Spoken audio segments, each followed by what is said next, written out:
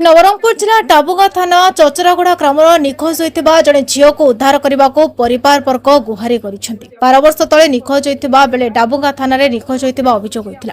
वर्तमान से झील हरियाणा रे 3 संतानर मां होता समय निर्यातनार शिकार होता नहीं कौशल क्रमे निज भाई को फोन कर जन। वर्तमान से झील को उद्धार कर फेराई आने को मां घर अध्यक्षा कादम्बिनी त्रिपाठी निकट द्वारस्थ प्रशासन निकट नवेदन कर सूचना प्रकार 12 वर्ष तले चचरागुड़ा ग्राम बासंती हरिजन और मनोधर हरिजन कन्या निखोज होता बो खोजाखोजी करते सुधा पाई नथिले पर डाबुगा थाना लिखित अभियोग करथिबा परिवार। गत मासरे से झील कौन मते भाईर नंबर काढ़ी फोन कर सब विषय जणाइथिले। कलाहांडी जिला आमपाणी थाना बिरिमान जड़े चाकरी करदेवी कही हरियाणा रे बिक्री कर से झील भाई को जणाइथिले। घरे बांधी करने निर्यातनार शिकार होता और 3 संतानर मां होता भाई को जणाइथिले।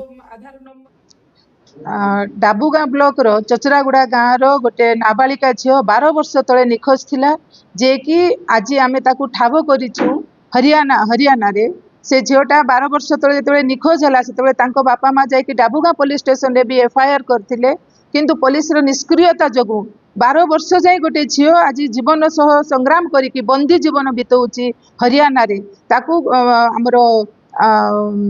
आमपाणी पहाड़ तलर गोटे गाँव रो गोटे झीलटे ताकू बायस करिकी चाकरी करैबा ना रे ताकू दादन खटेबा ना रे नेकी बिक्री कर देछि बोली से झील ता भाई रो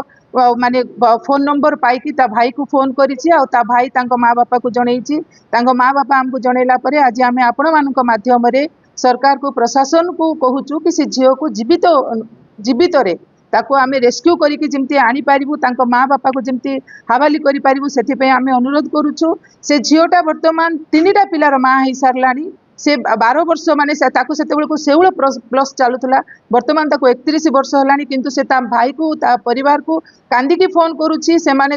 मते एठी टॉर्चर करूचंदी मते बंदी जीवन यापन करबा पड़ुछि बापा माँ सहित कथा हबा को से माने दउ नाहंती जो द्वारा तांको माँ बापा मध्य जो झील को मरी जाइछि बोली भाबिथिले से झील को पाइकी से माने भी आज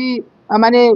खुशी प्रकाश करुचंती जदि से झील तांको पाखको आसीबो ताहले से माने सेमानकर जीवन भी से माने निजको धन्य माने करिवे। 12 वर्षर पुलिस रो निष्क्रियता आज आमे भाबुचु सेटा सफल रे माने सफल रूप ग्रहण हो बोली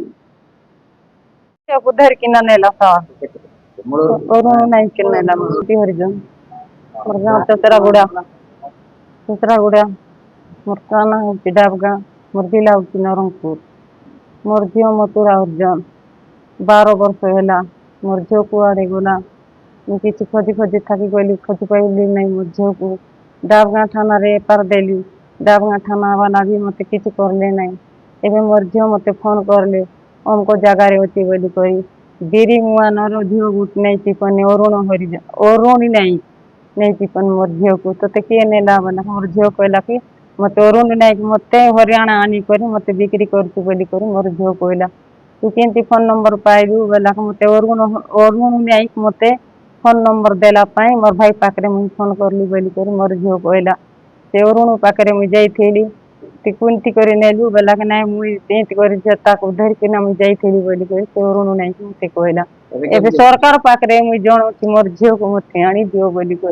मत मोर गरीब झील मोर झील सीरियस रे अच्छी बंचब केमती मोर झील एत दिन है मोर झील को 12 वर्ष है देखी नहीं किसी नहीं मोर झील केमती अच्छे किसका किसी जानवर नहीं किसी नहीं मुझे केमती करबी आपण पाखे मुझे हाथ जोड़ी सर मत गरीब लोग मोर झील को मत देखा देव तुम्हें सरकार मत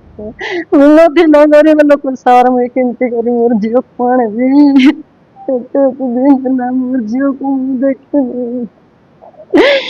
मत जाना वाला भी जाना वाला भी मोर को गरीब लोग केमती करी हम निर्यातना पाउथिबा झील को उद्धार करने को प्रशासन निकट कोहबरा खंडरे परिवार लोक गुहारि करने सह मां घर अध्यक्ष निकट द्वारस्थ होइछन्ति। नवरंगपुर शिवरी विषय रिपोर्ट नवरंग लाइव।